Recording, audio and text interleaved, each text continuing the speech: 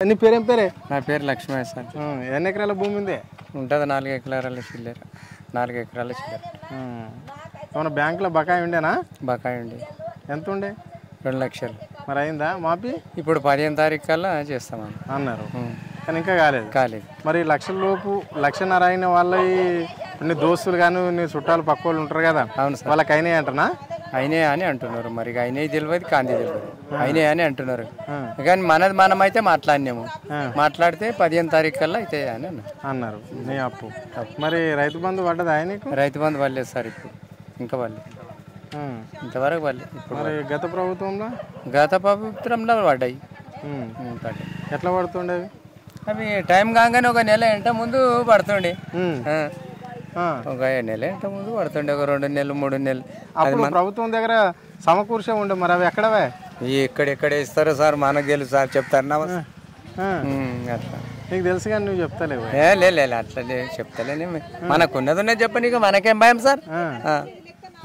ఎట్లా ఇప్పుడు కాంగ్రెస్ ప్రభుత్వం ఎట్లా పాలన చేస్తుంది రాష్ట్రంలో? ఇక ఇప్పుడు తొలత ఏం తెలుస్తుంది సార్. ఫస్ట్ మరి 100 రోజులలో 4 గ్యారంటీలు అమలు చేస్తామని చెప్పిండు కదా. అవును. మరి అందులో అయినాయా అంటున్నారు కానీ రోజులలో చేస్తామన్నారు. ఇప్పటికి దోశ అంటారు. ఇక మస్తు చెప్తారు. మనం ఇంటికాడ పిల్లగాని కనమా, నీకు జరాదు పోగానే నేను నీకు బిస్కెట్ కూడా తెస్తా బెట్టా, నేను చక్కెర గోళీలు తెస్తా బెట్టా అని చెప్తాం. పిల్లల టైపేనా ప్రజలంతా? అంతే మరి, పిల్లల టైపే మరి. అవసరానికి వాడుకుంటా. అంతే పిల్లల టైప్ ఉంటుంది. ఏమి ఇస్తుంది అట్లా. కరెక్టేనా? కరెక్టే. కరెంటుతో ఇబ్బంది పెడుతున్నాడు. కరెంటుతో ఇబ్బంది ఉందా? ఇబ్బంది ఉన్నది. కేసీఆర్ ప్రభుత్వం ఎట్లా ఉంటుండే? ఫుల్ కరెంట్ ఉంటుండే, ఫుల్ ఇస్తుంది.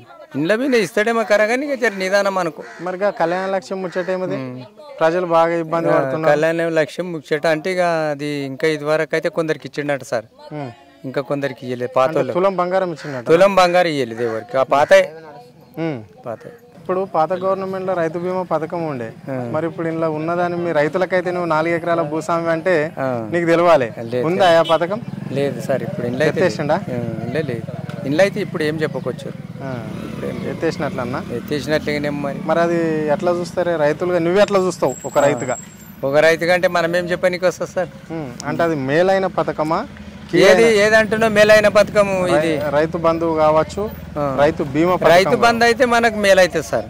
రైతు బంధు అయితే మనకు మేలైతుంది. బీమా ఇక బీమా అంటే అది కొందరికి ఉన్నోళ్ళకే ఇచ్చాం. అంటే ఉన్నోళ్ళే చనిపోతే వాళ్ళకి వచ్చింది.